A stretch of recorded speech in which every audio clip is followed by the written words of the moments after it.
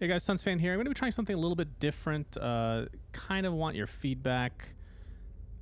Basically, we're going to be looking at a deck here. Double Luna, of course, draft. I played this already, and I'm just doing commentary over it after the fact. Obviously, this takes a lot more time to do technically, but I figured we'd kind of switch it up and see what you guys think. Again, I mean, our channel is not huge by any means, so every comment, any constructive criticism or general feedback is much appreciated on whether this is something you'd actually want to watch or if you prefer the old format, or if there's something completely different that you'd like to see, then that would be nice to hear as well. So we did a draft, of course, and unfortunately had some technical difficulties, so I wasn't able to record the draft. But needless to say, we ended up with double Luna, which is, it's always nice, you know. Can't ever complain about that. I believe, what did we get? We had Luna in the first, it was the middle of the pack of the first pack, and then second pack third pack, it was the first pick. So, and of course Enchantress was first in the second pack, and then you can kind of figure out the rest. But yeah, the way that double Luna used to work, for those that don't know, as we're just going to see some Bronze Legionnaire action here. For the glory of it used to, because the way that the wording used to be on the actual Lucent Beam is anytime it goes off, it adds a charge to every single eclipse, right? That's how it used to be. So double Luna used to be super, super broken. I think it's still quite good, but the way that works now is when a Lucent Beam goes off for each individual Luna, it applies a charge to a random, or to 3 random eclipse cards. So some of them that you'll see as we play, some of them might have a very low amount of charges as a result, and others might be kind of inflated in a way. This makes it kind of an interesting play interesting to play because each eclipse card is kind of its own entity, and you got to keep track of the charges to see which one is most effective. It's definitely not even close to as broken as before, but considering that Luna is now an uncommon. Yeah, definitely an uncommon now. It used to be a common, by the way. So it was a lot more common to actually see that, the double Luna. Thank you for preparing it for me. We don't get to see this as often anymore as a result. So Venno in front of Enchantress. Obviously, this is great. Probably going to be playing the Satyr Duelist here because that's the 2 regen. It's going to take no damage from the melee creep. Unfortunately, there will be a Plague Ward spawning next round, either to the left or right, but it's not going to kill anything outright, which is good. And the right lane is looking super good for me right now. Okay, he's going to use Pick a Fight, so that's a bit unfortunate. Still going to do this, but the -1 armor will be applied to Enchantress. I know I will reach my full potential. And obviously not doing any damage to Venno. Lucent Beam clears the path for Luna. It's the only card I can play here. So you can see an Eclipse is there, has 3 charges already. And I think this is something they also changed. I was very confused the first time I played Luna after the launch of the game.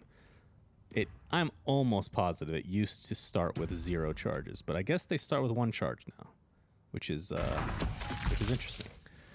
So that's very nice for me. I have essentially, if there's no creep spawning there, a 50-50 to kill Skyrath next round. We're going to just play Legion Standard Bearer. I think just going wide here is going to make it harder for Axe. And obviously giving extra damage to that creep with no items in hand means I'm going to get an even trade with the Keefy boy. Very, very nice. Take the short sword, Potion of Knowledge. I used to not take Potion of Knowledge back in the day. Thought 5 gold was a little bit too much, but I mean, it's really good. Depending on the game, though. It depends on how much you need your items. So if we look at the first lane, I am dying to Buenomancer. I could trade if he can't do any additional damage on top of that.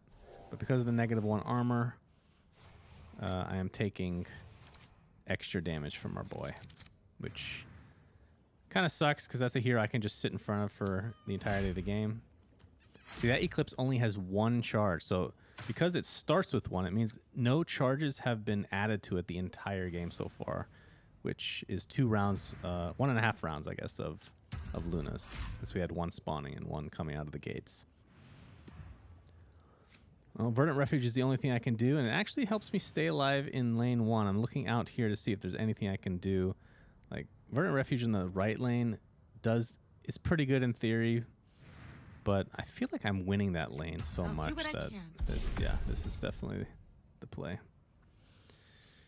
So as a result, Enchantress lives. Now, of course, because this creep is dying and Venomancer is going to live, I really don't want him to live up, just to equip this short sword. But in theory, if he had survived, which he still has an item in hand, so still could do so, that's nice. But it would have been scary for an upkeep kill, potentially, with a Plague Ward 50-50 on me. All right, we don't get the 1 out of 3. And this is like the best usage of Venoms, I have to say, when it's on the each are kind of creeping over the sides. That way you get some. We can use Concussive Shot. He has 1 item in hand. I'm not sure what it is. And obviously I have literally no cards to play. So Fountain Flask. Looks like he'll stay alive an extra round. And here, we're not doing a whole lot of damage to the tower thanks to this Redonkulous Arrow. And our Legion Standard Bearer is just going to drop. Mazzy. Wow. 2 Cleave. That doesn't do a whole lot. That's kind of a weird play. I mean, it's a weird card to include in any deck, so I'm not sure about that one. Furline Mantle, I kind of like, especially if I want to just be stacking up these Eclipses. Just going to put one on probably Luna. Or if I really need to keep Enchantress alive, we could use that as consideration. So this is the Eclipse round. We're going to see 2 charges and 4 charges respectively. And of course that could go up with each Luna Lucent Beam. All right, now we're getting a free shot at the tower, it looks like. So that's kind of nice. Enchantress absolutely loves creeps, and creeps love her back. 3 charges on that Eclipse. So this is what I'm talking about. Every single Eclipse has a different charge amount. So we can look at the board state and see, you know, which one might be more effective.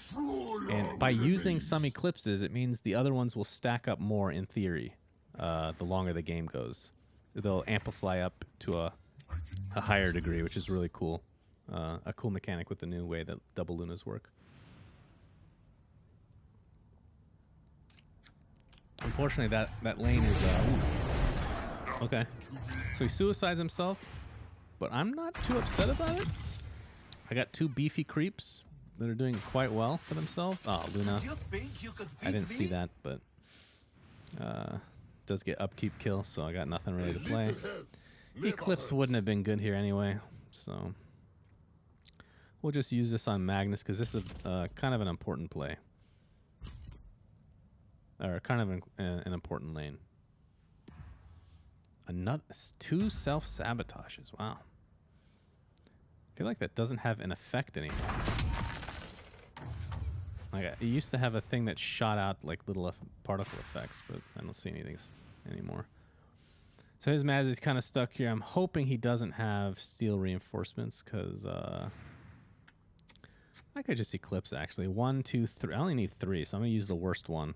Yeah. Let the sky tear down the unknown. Perfect. And again, not a ton of damage, but it'll be enough. Unless he has like an Annihilation with Venom or something. And now I really want to take this TP. That's the one thing in draft that I feel like I almost never get when I really need it, so you just gotta buy it ahead of time.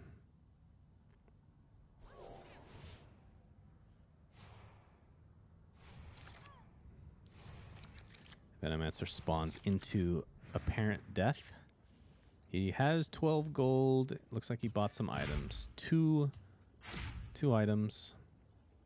Here. And used 9 gold. Yes.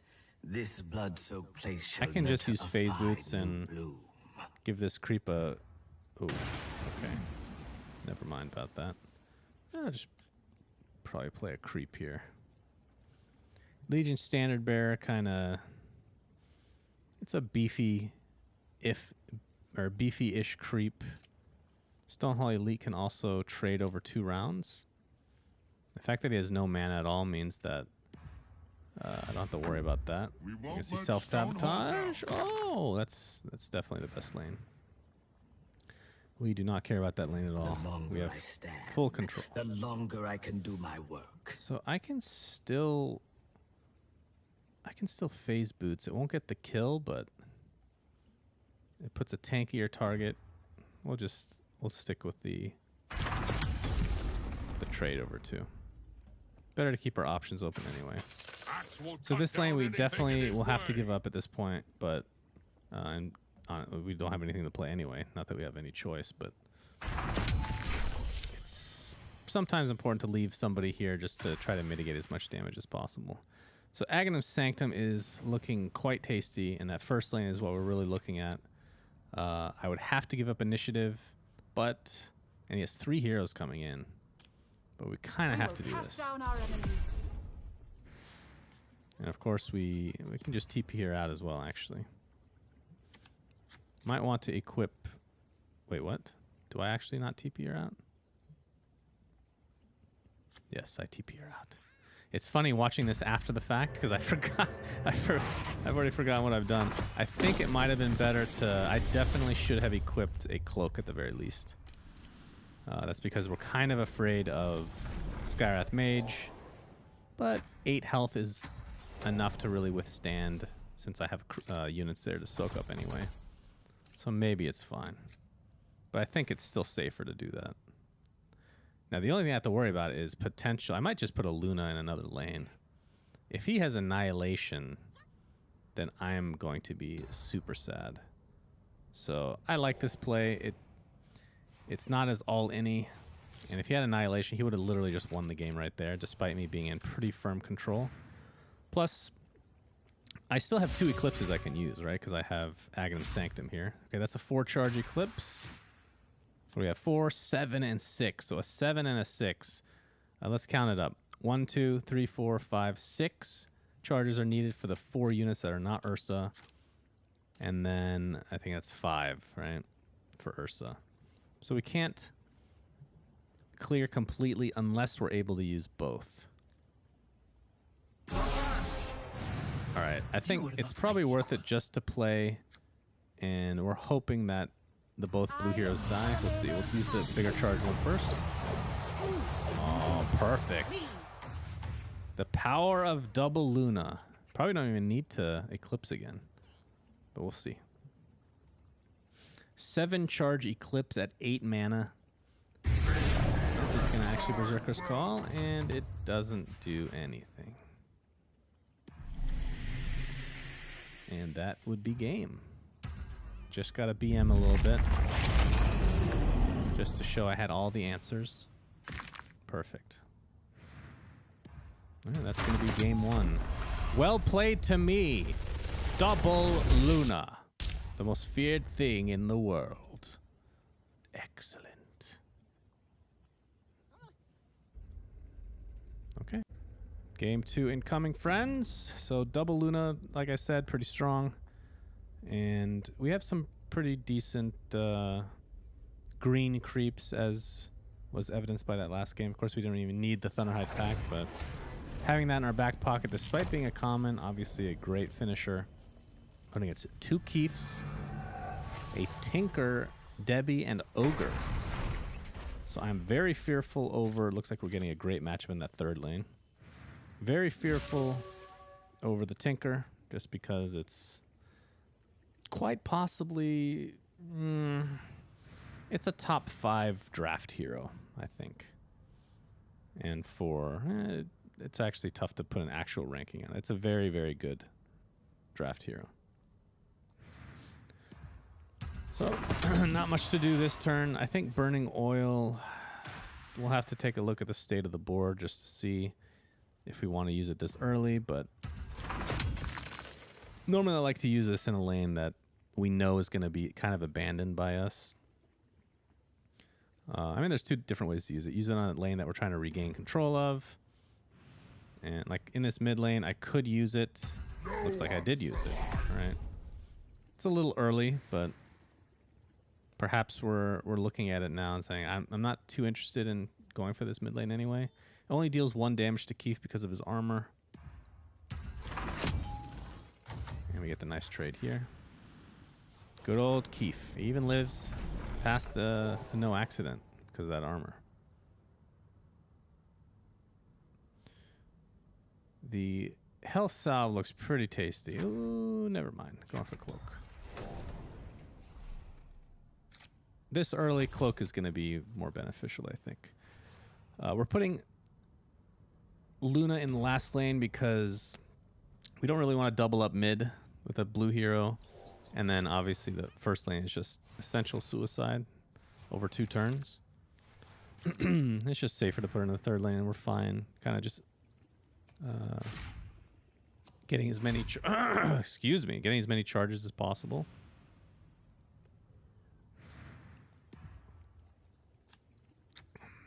Empower. I can fight when I have to. Doing some nice damage to our friend Keith.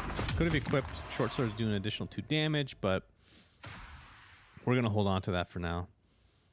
Now the question is, will we cloak? We'll definitely foresight. There's not much else to do. Ooh, another foresight. How nice. I guess we're just going to chill. So ends up really working out the burning oil because now those creeps are going to die next round. He's going to have a little bit of trouble finishing that tower. But we did get lucky, of course, that the, I mean, we're going to put Legion Standard Bearer on the right side. We're just going to trade, I believe. My favorite part is when we light everything on fire. That could be a problem. So here we get the even trade. He has no items, so there's nothing he can do with 1 mana. The bull snake high. And looking to see if there's any cloak or short sword value. Cloak might need to come down just because of this, this ignite. Question is who takes it, or maybe not. Maybe I decide not to use it. I mean, the one thing to keep in mind is we have Debbie coming in, and no accident will kill Ogre because he'll be at 2 health and 1 armor. But we will choose not to use it. I mean, I'm not sure if Debbie even wants to come in that lane. It just feels like a huge waste. The first lane probably a better lane, but the question is, where does Tinker go? Tinker could go to the mid lane. And that's the 2 lanes he kind of focuses on. Magnus, we're going to go to the mid lane because, like I talked about, there's 2 ways to use burning oil. One, on a lane that you've given up on, that you just want to slow their push. Or in this case, a lane that you actually want to retake. And because of these creeps dying, it opens up our options here quite a bit. And he might not even see this coming. He might think we're doubling up Magnus in the first lane, because the first lane is looking okay for us. He's like, okay, that's probably the second lane he's going for. But the fact that, oh, that's perfect. So Tinker to the third lane, which I think is a huge mistake. Unless he has a March of the Machines from the first lane, then it's pretty dirty, actually. But the fact that he has only 1 here in the mid lane now, and this is even better that I get this matchup. Don't really care if Enchantress dies as long as she takes somebody with her. Of course, I have absolutely no items to use, or no cards of green. So just got to think about whether I want to cloak ahead of time or just wait. He could no accident me. But of course we can just cloak to be just out of range of lethal. I think it's better just to let him make his move. A lot of this has to do with countering what they're doing. And I just want to force him to actually play something. He's thinking about it. He has no items in hand. Bronze Legionnaire, no arrow. Good.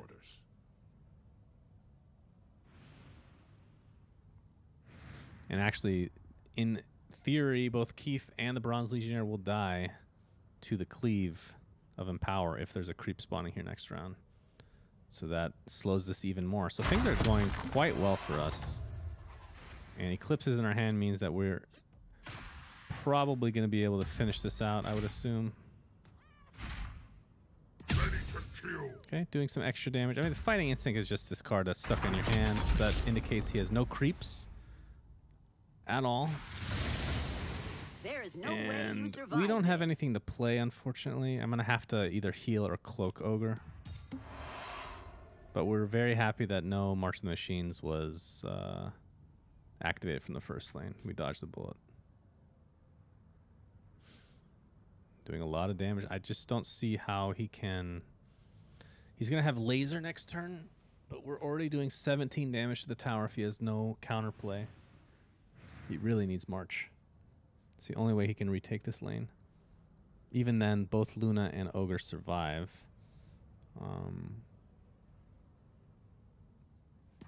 Wow, he had March the whole time and he didn't use it? What in the world? He used bronze. He cast Bronze Legionnaire instead in the first lane. That's gotta be a mistake.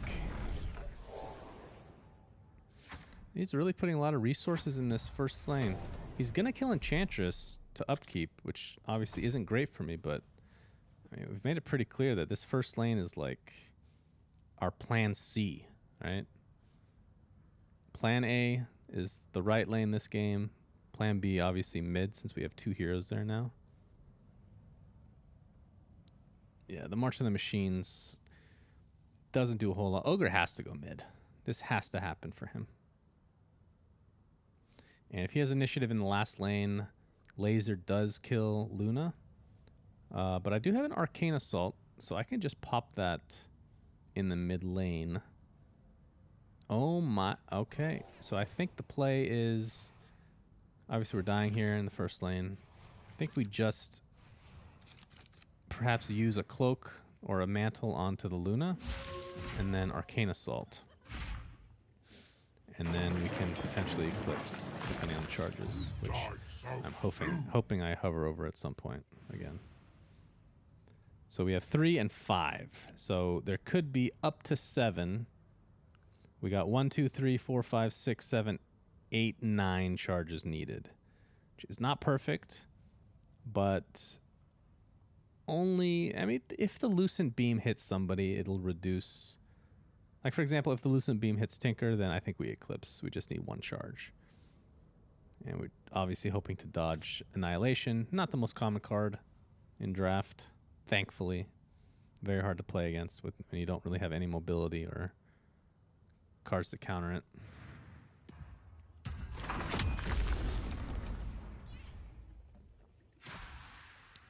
Okay. He didn't have any cards last time, and he looks like he's just stuck with these these Fighting Instincts. So, just looking at my hand just to see if there's any better play, but I think the only way we do this is Arcane Assault into an Eclipse, and we're gonna see how many charges we get once the second Lucent Beam goes off in the next lane. And where's this Lucent Beam actually go? Oh, so we have to Eclipse here, right? We're gonna do this to avoid a laser from the goddess. And I think the reason I did this is because I see that there's no items in hand, so he can't increase his HP on Tinker at all. And I don't really care about laser that much because I'm trying to kill him, not exactly kill the tower this turn. Oh, I just missed. That was 6 charges. I didn't see the other one. But let's see, 6, 1, 2, 3, 4, 5, 6, 7 is what we need to kill everything. But whatever lives will live with essentially 1 HP. 6 charges. So I think it's still the play. Oh, really? I'm actually going for this? Wow. That's very surprising. I think I just Eclipse for sure. It's funny that I'm backseating myself. Okay, I did go for Eclipse. Just need 1 on Tinker. That's the big one. There was never any doubt how this would end. That was not a good Eclipse. But warfare is my specialty. All right, well, that's unfortunate. I still think that Eclipse is fine. Ignite goes off, and I mean, I should be able to finish this tower. We'll see where he puts his Debbie. If I were him, I've done enough to mitigate as much damage on that right lane as possible, so probably should go mid.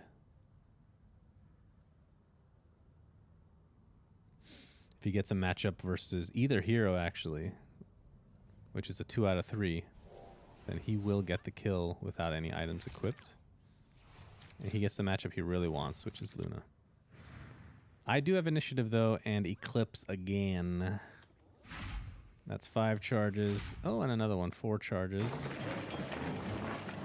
And that's the other thing, right, that we kind of glossed over. The fact that there's 2 Lunas means I have 6 Eclipses in the deck. I just need 1, 2, 3, 4, so I can use my crappiest Eclipse, which is the one on the right now.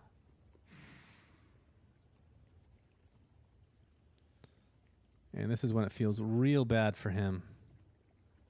He might be able to hold on in that right lane, but unless he has a fight through the pain here. All right, he finds the lethal. Didn't really need to because March of the Machines was going to get it anyway. And it's not like he's getting any other tower right now. He really needs like a PA coup, but obviously doesn't have that hero. He has no like instant removal. 1, 2, 3, 4 is all I need. So we'll take a 5. Got charged up once. Booyah. Not doing that much damage to the tower though. That's the only thing.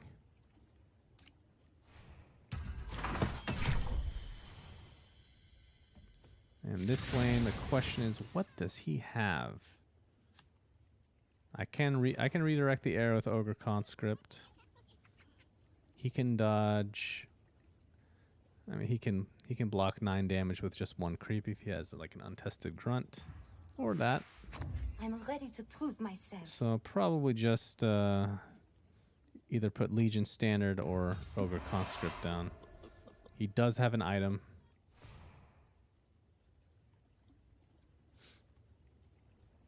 Legion Standard Bearer kind of... oh, he's actually blocking more. So Ogre Conscript is just a better creep, obviously. I could go for the clear the deck. I don't think clear the decks. I kind of want some presence on the... Oh, I'm actually going for it. Maybe I'm think. I mean, this is the only lane I have red, right? 'Cause it's a tricolor deck. Might as well put out the best creep I can. I just really want to see what this item is.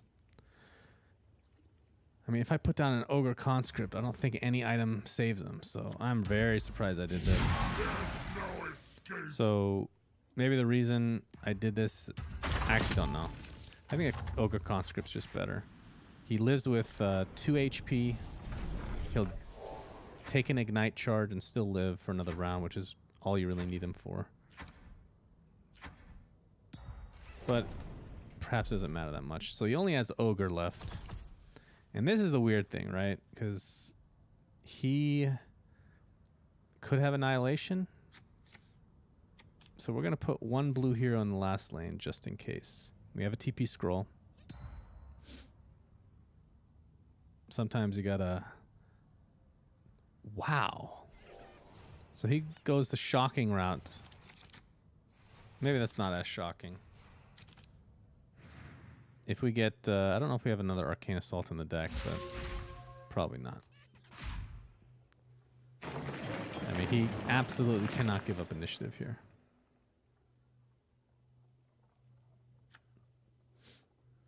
Arm the Rebellion. I unfortunately do have... Okay, he gives up initiative, but I do need to finish his tower, so... Perhaps... perhaps I have to play something. I might just TP... I'm going to actually TP out Luna, I think. I think that's the right move. I do enough damage with a creep and a short sword, or Arm the Rebellion and anything. So we'll arm. Now we're doing exact lethal if I TP out Luna.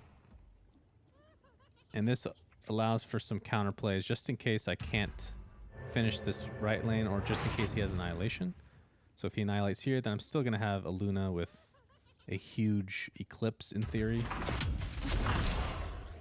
But he basically has to have Annihilation right now, or else he's done.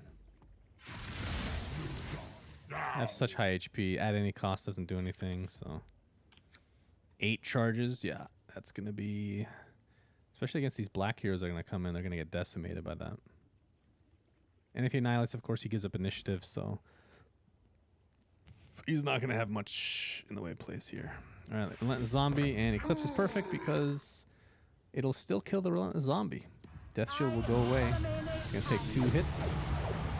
And GG. That is game 2. Blue button. Nice. Don't mind if I do. All right. So far, double Luna going about as expected. I'm going through my settings here because at the time I was having some FPS issues and I could not figure it out. There's this weird bug where VSync, I usually have it off because I have G-Sync and it's just automatic. But toggling it on and off and on, and it ends up just having higher FPS for me. I don't know why. I don't know what the deal is.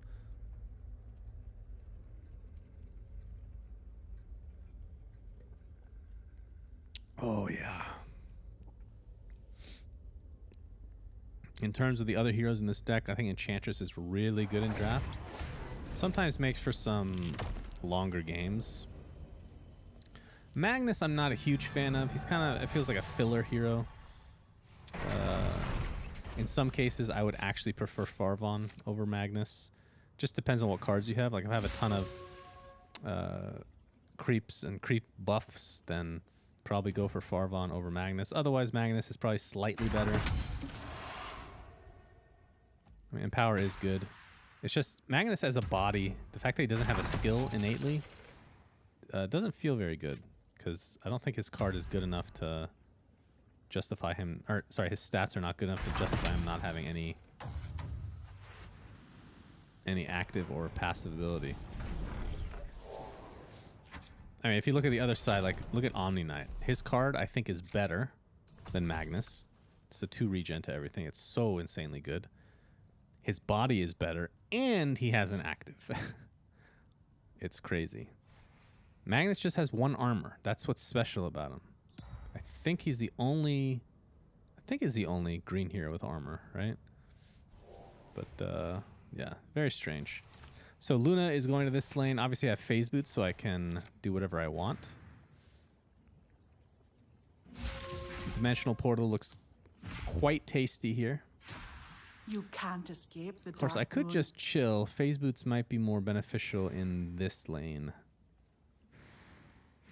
because I am dying if I don't do that. So we're going to put down the Satyr Duelist next to Enchantress for that regen, indicating to me that I'm not moving. If he has a no accident, I probably... I don't know. Do I trade here? I'm debating. Who do I save? Who's more important?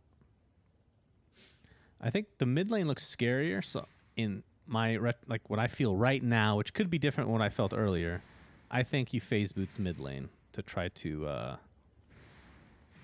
yeah, good choice, past SUNSfan. Well done. So yeah, we can dimensional portal and then phase boots to any creep we really want. I'll probably go to the... I could just stay put, actually. Staying put's also a consideration because if I don't, I'm killing an extra creep on my side that doesn't actually have to die, right? Now, I could, like, phase boots as just an HP item's okay. Looks like I'm actually going to swap. So this kills an extra creep, which I don't... Okay, I'm actually not going to do it. See? I see logic. I mean, he has black heroes, so no accident is a thing, as we saw, but it's only 3 damage. It's not enough to kill me.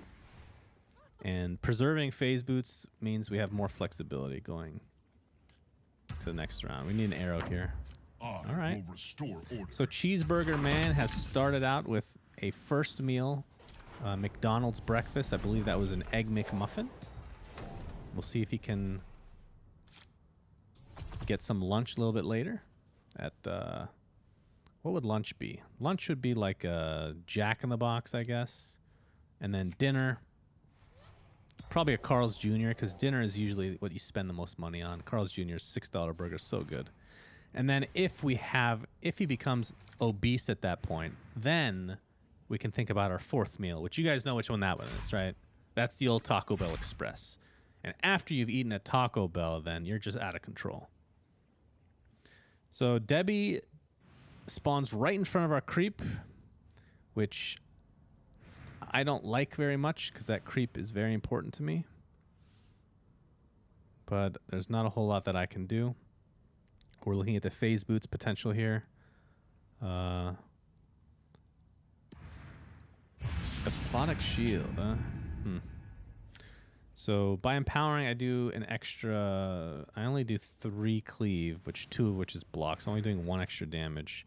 So cleaving here, obviously the creep is dying, so we lose the modify effect, but ends up being enough damage to take out Debbie, which is important. We're lucky that we dodged an item for health, which means either he's saving it for Lycan or it's a health pot. So it is a health pot. And we can probably swap with Magnus and then just do an empower, I suppose. Unfortunately, not quite able to reach the Satyr Duelist, but it will die next round to any creep that we're hoping to spawn. Okay. Got another early burning oil, so... Oh, Armored Rebellion. Kill our enemies. Alright, that's a bit scary, but... So by doing this, obviously not enough to get any additional kills, but modifying, and plus we didn't have much to play anyway. Lucent Beam is available as a potential kill. Cheeseburger Man is going to get some help from his friend. So he's got a designated driver now. Burning Oil, and it's only doing 1 damage to these creeps because of that 1 armor, but probably for the best. They're very low anyway. So Cheeseburger Man got a designated driver to help him go to Jack in the Box for lunch. But he hasn't eaten yet. The designated driver is just a bonus, but he has not eaten a Jumbo Jack quite yet. So putting Luna in this lane, we do not have initiative, so Abaddon will just fully heal. And Debbie for him is right in front of Luna, so she's just dead.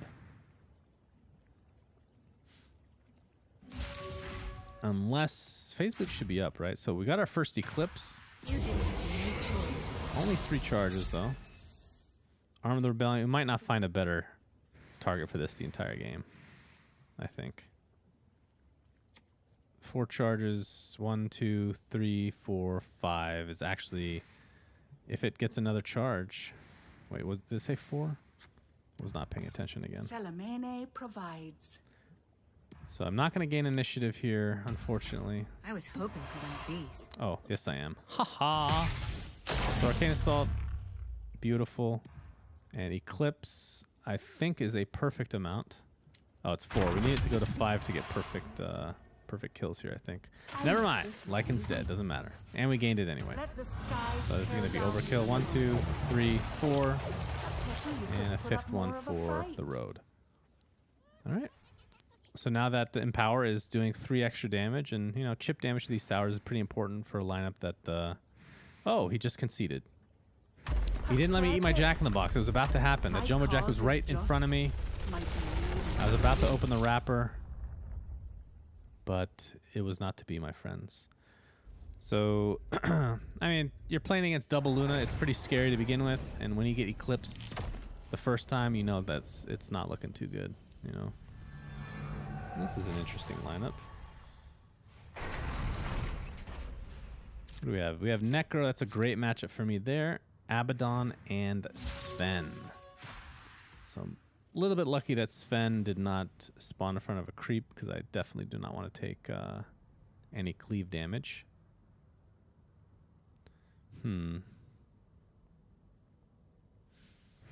Obviously nothing to play here, so we're just going to pass. Bronze Legionnaire. Remember, we only have 1 red hero, so playing Tricolor actually makes playing your cards a little bit easier, the decision making, because you, like in this deck, we typically want to prioritize playing red when we are able to, because it doesn't happen very often, right? Obviously, there's some exceptions, but it's kind of the way we're thinking about it. The thing that makes Tricolor more difficult is deployment is more important, because if you get stranded with that 1 hero in the lane you don't care about anymore, things don't turn out very well. So we're trying for the arrow here. Don't get it. But we're still trading favorably in the following rounds, so we're not too upset about that. He has 4 gold, though, so we have to keep an eye on that. 2 creeps in that last lane. I think I'm going to the last lane, though, right? Don't want to double up in the first. Abaddon, not the greatest matchup. And this lane is just a bunch of creeps. We're hoping Beast goes mid. But because the creeps have gone in his favor to the right lane, he might just go to that lane as well.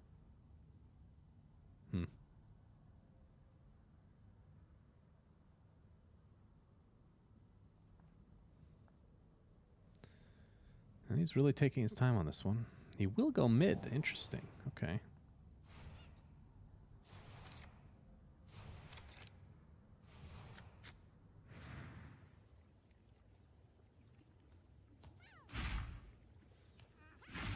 All right, now we have to worry about this cleave.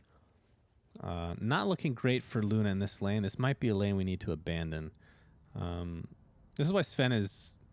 Obviously, it's a little bit luck-based where the creeps end up going, but Sven is a good hero to have in draft.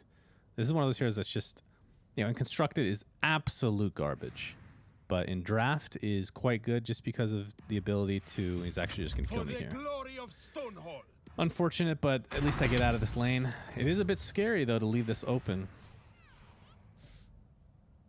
But yeah, the ability to push creeps, as it were, for Sven, quite important. Because if you think about it, not even just thinking about melee creeps, but the way that you draft in Phantom Draft, is we're going to probably empower here to get a clean sweep here in this lane. And now this lane, he's probably going to... I would assume he has nothing but his aura, Heartstopper. Puts that on for later. There's no Debbie. I'm trying to think what could end up... I don't think anything really saves him, because he only has one item. Oh. Yeah, that's a lot less gold for me. So a bit unfortunate. I'm going to get the 5 gold total from this lane. No arrow, please. I'll tear it down. Kind of interesting that he puts a creep down here, because I feel like this is a lane you're just going to give up. And it's not even like I pushed that fast. So I'm not sure that creep makes a whole lot of sense, but we'll see what happens. So Abaddon looking very scary in that lane because we just can never kill him. I'm going to put Magnus in the first lane. I think this is fine. Need to try to stem the bleeding a bit. We're hoping that a creep lands in front of the 6-1. Sniper to the last lane. So the fact that he put the Vandal there, I guess, indicated that he wants to try to defend that lane. We're at 5 mana, so nothing for him to truly fear in terms of... Ooh, but Satyr Magician's going to end up being really good. So Verdant Refuge. I'm definitely going to think about putting it here. You think you're my Obviously, it's the only card I can play, and mid lane doesn't look that great at the moment. Spawns here are not terrific. Sven, again, is cleaving creeps. There's no weapon I cannot wield. Can't quite kill Magnus, thankfully. Still has 5 mana, though. Hoping to dodge a creep like Bronze Legionnaire or Cheeseburger Man. So he has no creeps in hand. That lane's looking great for him, though. So we do this because it's stuck on our hand, and we're going to force them to give up initiative. That's fine. Can't ask for much more than that in this lane. Eclipse will probably be quite good. Ooh, it's only a 2 charge. Ugh. I was going to say next turn that could be quite good. And do we Satyr Magician now? So we'll heal first. Thank you. Have to worry about this... I mean, we'll probably swap Enchantress and try to kill Sniper. He doesn't have any items, so it definitely makes the most sense. Because we don't want to leave him alive for next round because he'll have Headshot, which... Oh. So maybe we should not have Cloaked. And I actually vividly remember this. Putting this creep down is a bit weird. It does live, obviously. But we can't use it this round. We give up initiative. And he can just kill it with Headshot next round. Maybe it's fine. I'm not sure. But now this mid lane is looking... Like this first lane we're giving up, I think. Right? So we're going to put Luna mid. Satyr Magician would be, in theory, quite good in this lane. But our hand is pretty garbage. We've only drawn one Eclipse. Last I checked, it was very low on charges. Clear the deck is probably not going to be... it could be okay. But he probably has a heal for Beastmaster. So he's running on, what, 9 gold right now? Let's see what he ends up getting. All right, another Eclipse. Excellent. Ooh, another. There we go. So 5 charges is our highest one. Magnus is doing a pretty good job at tanking this, but it's going to be lethal next round. This is a scary, scary lane. Some people would TP, but I think delaying the kill on this tower is way more important. But then again, he can't really go 80 on this lane. It's not like he has a black hero there, right? What am I thinking about here? Am I actually thinking about TPing? It's his turn, so I guess not. What's he thinking about? He's thinking about TPing. So now I definitely TP, right? I give up initiative, which sucks, but this guy needs to live. I need a win condition, and green, an additional hero is just going to be too big, I think. So 2 off lethal for him. And he has no items, though, so Beastmaster is likely dead because we pretty much know we're eclipsing. To me, old friend. So, yeah, 6 charges. Let's just see what happens. Eclipse. Wow. That is... Well, he has no items, so maybe it's not that bad, actually. Necro dies, Beastmaster dies. Those are weird Lucent Beams, though. And if we gain initiative somehow, which is unlikely, we could Eclipse again to kill the Abaddon before he can pop a shield. But we'll see if he casts anything first. Do we just leave this last lane? Like, do we... Initiative is really the name of the game, so we'll see what he does. Because he can't save anybody, so yeah. He wants to use Headshot. I wonder if we're going to cast anything. Like, what? Ooh. Alright, well.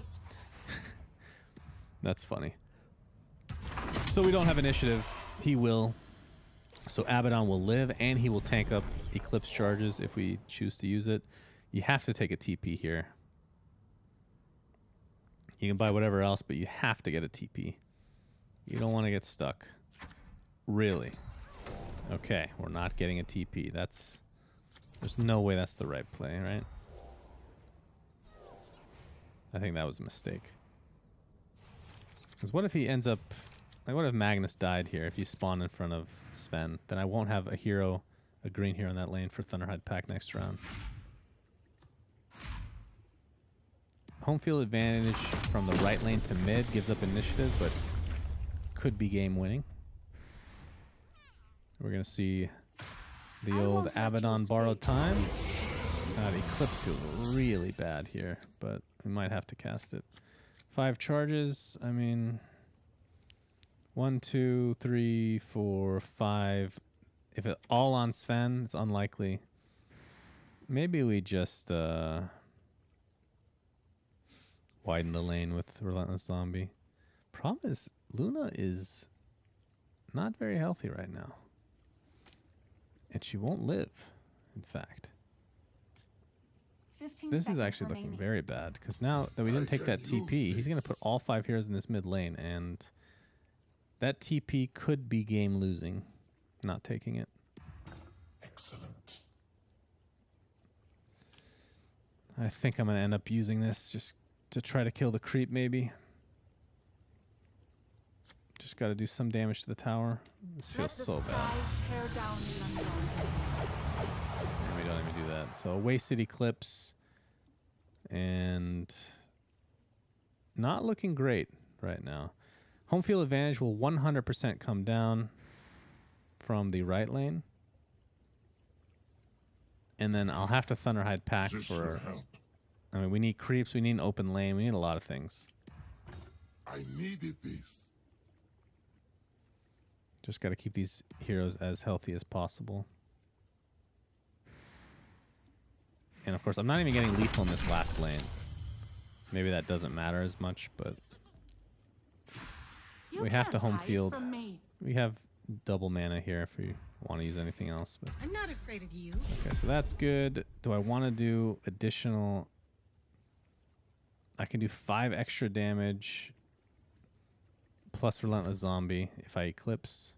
I don't think it's worth. I think we just pass here. Relentless Zombie is not going to be useful in the other lane, so we could just put it here because obviously we don't have blue. Either way, this lane's wide enough that we feel pretty comfortable that this lane is ours. And now the game of not getting TPs will haunt us forever. Luckily, Headshot doesn't do a whole lot. It kills the creep, which is actually pretty significant.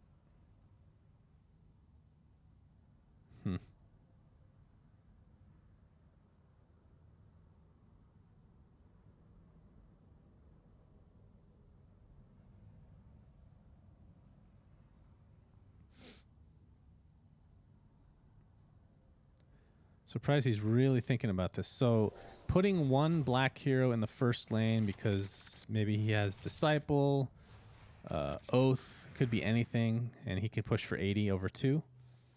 Just with literally any of those cards. So Kill them all. yeah, this is not looking good, guys. Thunderhide pack is going to take, even if he has no Slay, it's going to take 2 rounds to do anything. This round, obviously, we'll have to get the Siege, and then next round it has to get a clear shot. And that's assuming we don't lose in this first lane. Gives up initiative. Death comes for them. Steam Cannon.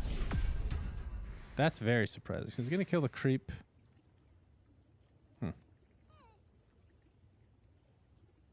Our Eclipses have not been with us this game, that's for sure. He doesn't kill the creep. What does that mean? Do have to worry about Roar as well. I feel like giving up initiative to do this doesn't do anything. All right, that keeps the creep alive, and we have to Thunderhide pack, and that's the best place to put it. If he has Slay, then, you know, we're already behind, so we can't really play around this kind of stuff.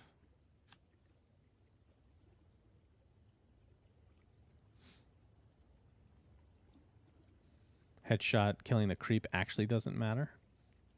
Although he might still do it. He might just put it on the Thunderhide pack if he... Oh, that's rough. We were hoping that that would carry us. So if he headshots the creep, he has no heroes coming in. He has to know... Like, if he has a creep in hand, then he needs to just save it, probably. If it's only one creep to be able to play.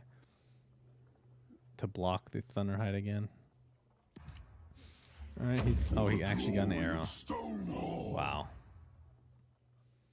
I would actually rather him hit the tower with that. So now he can headshot and just get a clean trade.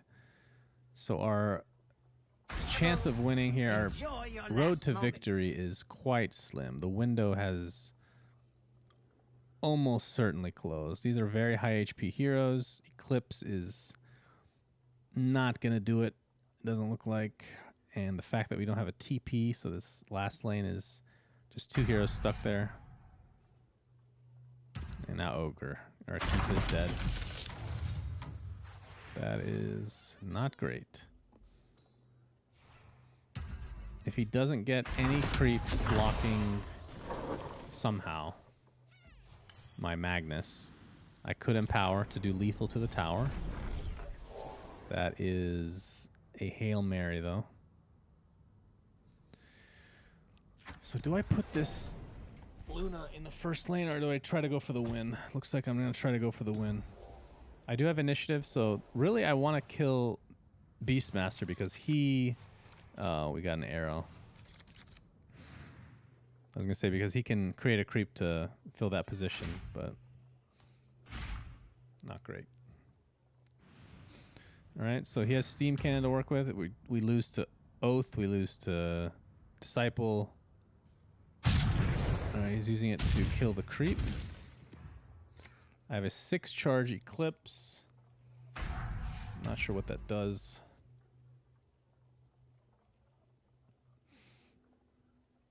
I think him putting Necro in this first lane without having... Oh. I guess we've dodged Assassinate for quite a while. It was only a matter of time. So that should do it. I think not TPing the Luna, or not buying a TP, was quite game losing. My power grows. So if I had Eclipse, that's... I mean, we could definitely win with Eclipse. It's unlikely, but possible. And we're just going to surrender, I think. There's no way we can win this.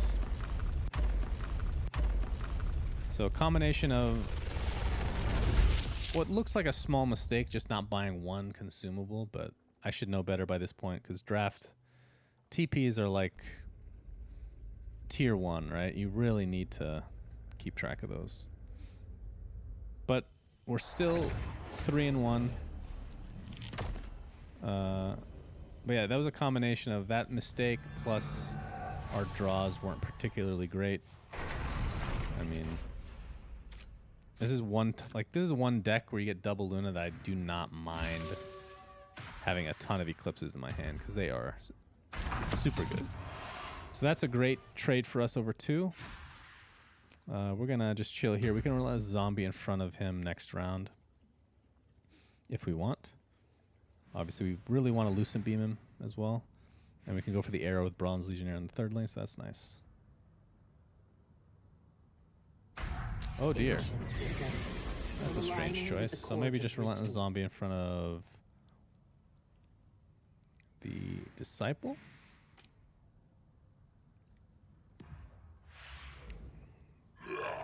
Okay.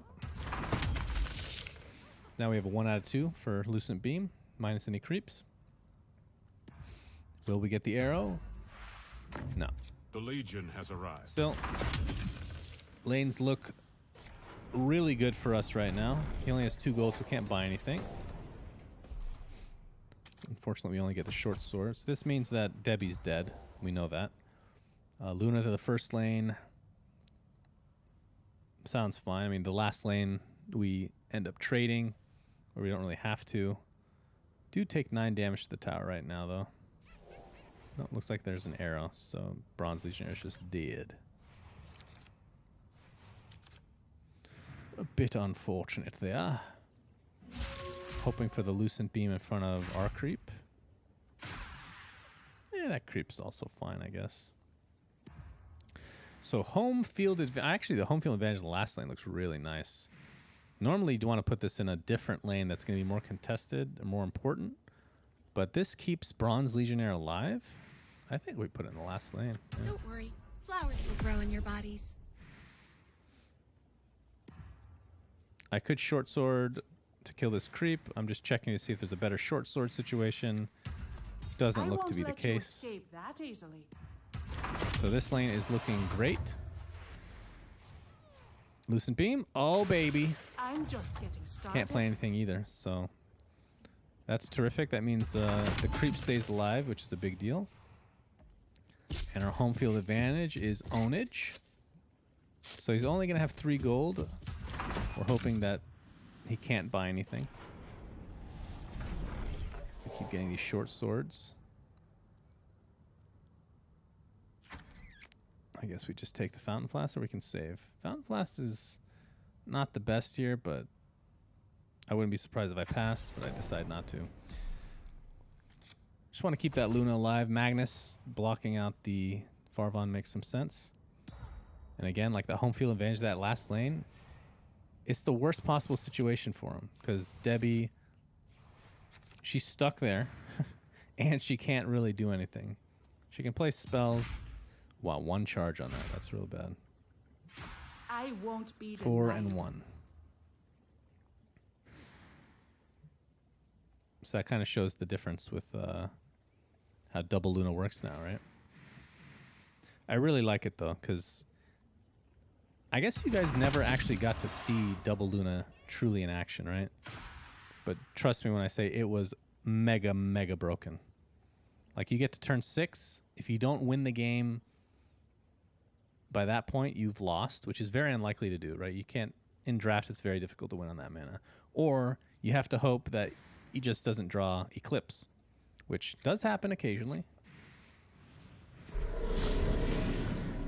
So this is far more balanced. So we can heal Luna, we can Divine Intervention if we want, we can Satyr Magician. He only has 3 mana, so Satyr Magician makes a lot of sense to set up for next turn. We can Short Sword first as well. Going for the 2-turn lethal on Zeus, the more important hero. Gonna heal. Sounds fine. Satyr Magician. We're gonna get the extra damage, which means Lucent Beam could be a kill. Now, the real consideration, do we Divine Intervention this round or not? All it does is, I mean, it prevents damage, right? Which is kind of big. We're going to save it because we're not in immediate danger anywhere. And Debbie again, like we talked about. Looks like Bronze Legionnaire will finally put her out of her misery unless she wants to stick around for some reason. Like, if I'm him, I just like, all right, I'm done. Bitter enemies. Wow. So we just use the Fighting Instinct that's just stuck on our hand perpetually. And even though there's only an Ogre and a Bronze Legionnaire really in that lane, that feels very secure for us. And this first lane feels pretty damn secure as well, even though we haven't done a whole lot of damage to the tower. Those creeps help a lot. And this, so this mid lane for him is super risky to try for this, because I have double Eclipse. Might just use one here. Now that I have 3, wouldn't be so bad.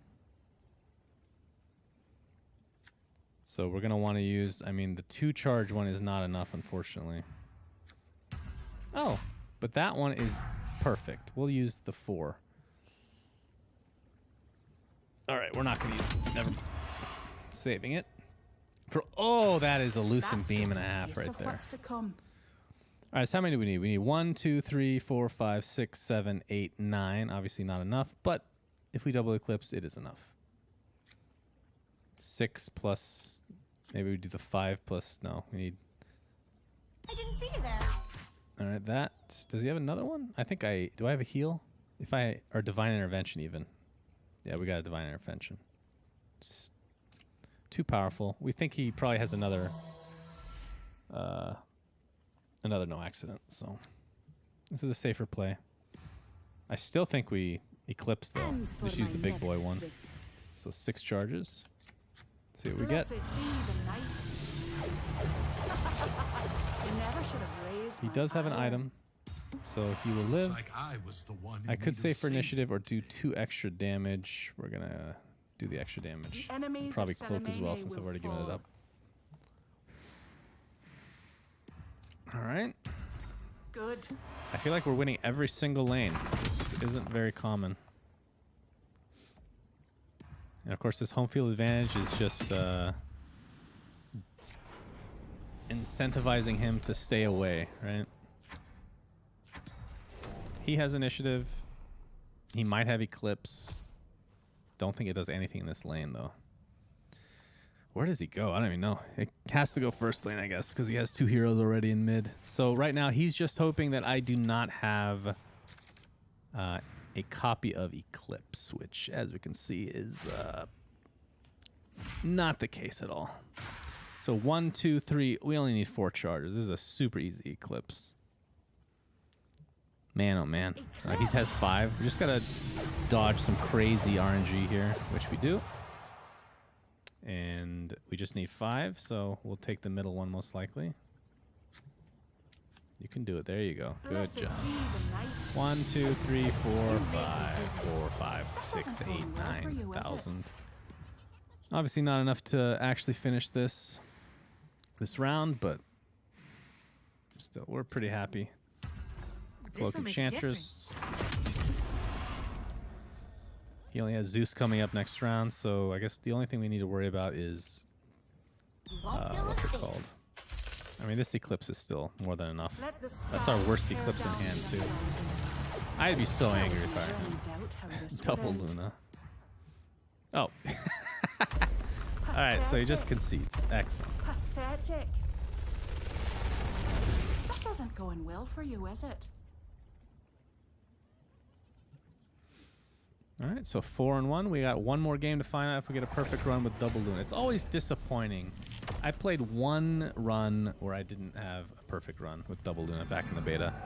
And I felt really bad because it was super broken. But to my defense, or in my defense, it was exactly how I described being able to lose that. You just don't draw eclipses. Like, it's plain and simple.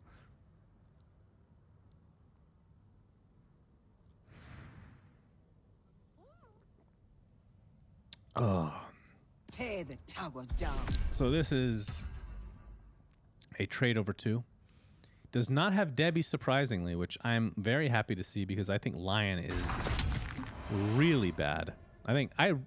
It's less about Lion being bad because obviously Finger can have a huge effect, even though it has a ridiculously long cooldown. I mean, that's another story. That thing should be one less round of a cooldown for sure. We're going to widen these lanes instead of trying to go for the arrow, because the arrow doesn't really make that much of a difference here. But it's less about Lion being bad and more about Debbie just being really good, I think. 3 damage is... Obviously, the 5 HP really hurts, but guess what? Lion has 5 HP and less attack. Lion has 6 attack. Debbie has 7, but really effectively, she has 9 if you're hitting a tower or a hero. And the 3 damage is such a consistently good... Like, how many times do we see somebody live with 3 HP or less? It's a really good finisher. Versus the Mana Drain, which I'm not saying that's a bad spell necessarily, but it's definitely less consistent. I mean, you don't know what your opponent has in his hand. You could be locking him out of nothing. So Debbie's just infinitely better than Lion. So I think playing him is usually a mistake. We'll see if that ends up being the case this time around. Looks like we're getting a beautiful trade in that last lane. Obviously, the arrow doesn't make any difference, though. I also think Ursa is a bit overrated in draft. This lane, we might have to give up, depending on how... Oh, we definitely Legion Standard here. Again, this is the easy decision-making of having one color hero here. Just play your cards. Okay, that sucks. But even if, like, I died here, that board is still looking... I mean, it's pretty good for us, right? And he kind of needs to put Lion in that first lane. It looks like I'm going to be putting Magnus in mid to... I mean, I'm afraid of getting... This is a 3 black hero deck, so I'm afraid of, like, Ancient potential. Hope I don't land in front of Ursa, which I do. So Magnus's stats, again, will be lowered. Hoping for the Lucent Beam onto Lion, 1 out of 3. Not going to get it. We can set up Satyr Magician now, or we can play it in this mid lane, but Empower is probably way better.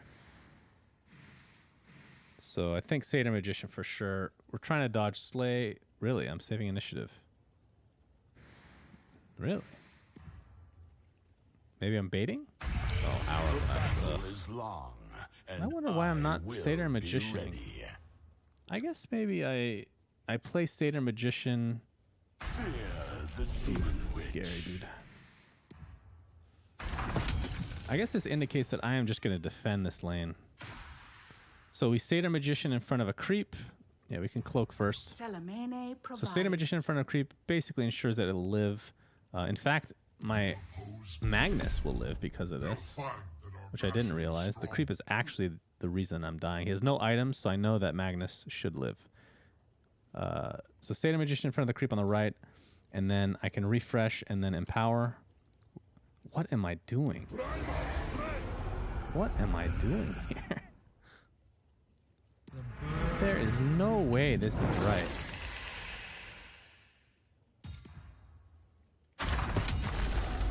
I mean, that's the thing about Artifact. I'm watching myself play and I'm doing this. That just shows you how many decisions can be made in a game of Artifact.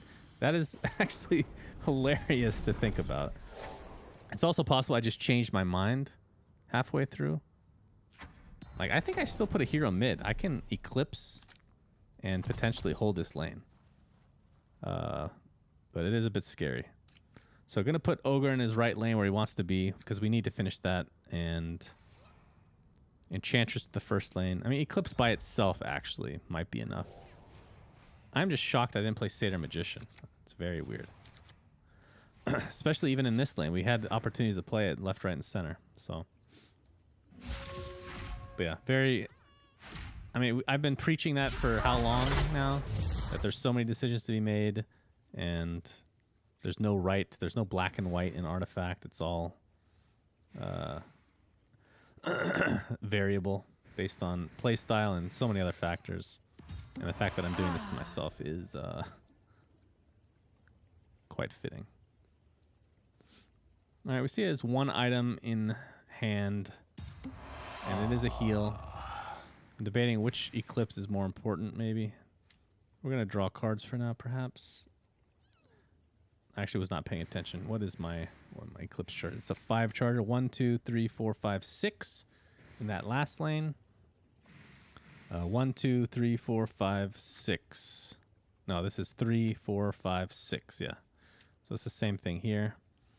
But because nothing's really dying, I think I'm okay just Satyr Magicianing into Troll Soothsayer. Okay. I know what your future holds. I could also Satyr Magician in the mid lane because I know he probably can't do anything unless he has a Slay. And that'll not only block damage, but... Oh, I can just Eclipse now, right? 1, 2, 3, 4, 5. Yeah. So the fact that I just haven't played Satyr Magician is really weird to me. I've had a lot of opportunities to use it. But the other thing to keep in mind is I do, even though I'm behind on the timer here, I've actually not been paying attention to the rest of the games, what the timer's been at. But typically I play faster. And I've noticed I do make a lot of mistakes. I could finish the tower here with Phase Boots, but I think Phase Boots is going to be more important in the first lane. Because we don't know exactly what we're going to get into in the shop here. Stonehall Cloak, obviously a very good item, but I don't know how important it is or how good it is this late in the game. It needs to kind of ramp up. The fact that I've defended mid, and unless he has like a Trebuchet or something, there's not much he can do. Finger of Death is going to come out, so that's going to be the one use of this game. And the problem I have right now, of course, is that he has block. So he's going to kill Luna, which indicates to me that he might have enough to kill Enchantress. Or he feels comfortable trading. I'm not sure what his item is. Still has 7 mana, of course. Ogre Conscript. So it's funny how this works, because I think this lane is almost too hard to... Yeah, we can block Sorla. I might just go for this. I'll do what I can. All right, I'm actually going to put armor down in the mid lane. Enjoy nature's bounty. Could have placed a creep in front of Sorla, because what is she doing? 12 damage to the tower. It's going to be a hard lane to defend. But we're going to do our best. I think the other thing is I feel like I want to take this tower, so I need to just start playing creeps. I'm probably going to play everything I have right now. So Satyr Magician into Relentless Zombie, into Refresh, into Satyr Duelist. A lot of Satyrs. So now this lane is super wide. This is okay, and this makes a lot more sense now. But I'm really trying to dodge Trebuchet. I don't know what he has, but this is a 2-turn lethal. So we'll see if he plays anything here. Like Steel Reinforcement would be unfortunate. Okay. And we could keep Initiative instead of fighting Instinct, because we kind of know what our hand is. That's not true. We did kill Lion, right? Oh, he's going to take it back, so we might as well fighting Instinct, because God knows we're never going to use it anywhere else. So that's the good thing is we did kill Lion, so Hourglass will not be locking anything. Otherwise, our hand is complete garbage because, remember, Ogre Conscript won't be able to be played in mid. We have no red hero.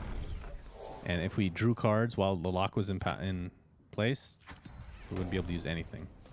So he only has one hero to defend against all this. But we have no Eclipse in hand yet. We're going to get 2 cards. And in theory, we can Foresight mid and refresh. But what's the main thing we're looking out for here? It is...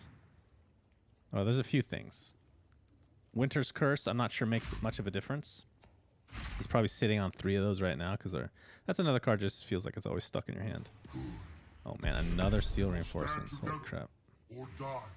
So I think I cast this, but do I TP out... I'll take care of you. Keef or change? I think I TP out Keef because I have an Ogre Conscript that I just can't play anywhere useful. And I'm gonna have to Foresight in the mid lane. I do have Empower for extra damage, which is kind of nice for mid. Even on creeps, it'll be very useful here. The other spell I was thinking of that he might have, which is very unlikely, is Cover of the Night, I think it's called. The 7 mana move Sorlacon and you gain a ton of siege. He just wins the game that way. Unless I get an Eclipse through Foresight. So he's going to TP the Ursa. So I want to see how much damage I'm actually doing because in theory, Empower might be enough. So yeah, Empower is going to add 6 damage in theory. And we can't play any of these red cards. So that does not kill. That was a weird play. So I think we just start empowering. He has no mana. It doesn't even matter what we empower. In fact, we want to spread it out, though. We don't want to... Like, I'll probably put it on a creep here. That...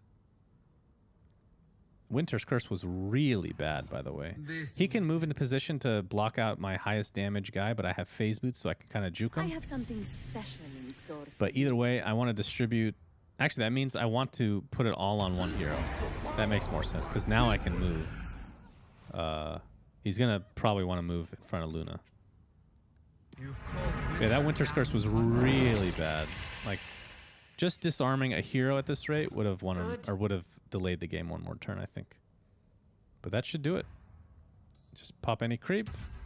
That was probably the wrong creep, but I did the math beforehand. Probably want to swap the disarmed one. And GG. All right, so that is a double... Wait, is that 5? I think so. That is a double Luna special. So let me know what you guys think in the comments below. We're going to open some cards. I'll just talk over this part. Let me know what you thought of this. If you prefer this format or the old one, like I said in the beginning of the video, anything that you guys think would be something that you guys would enjoy watching, just let us know. I feel like I got something good in this pack. The Radiant Ooh. will always stand up Ooh. to the horrors. Ooh, that's that good. Dire bring. I have 4 of them now. And, oh, that's even better. Beautiful. Very tasty. So yeah, this is the end, my friends. Let us know in the comments. Thanks for watching, guys. Really do appreciate it. Yeah, until next time, SUNSfan signing out.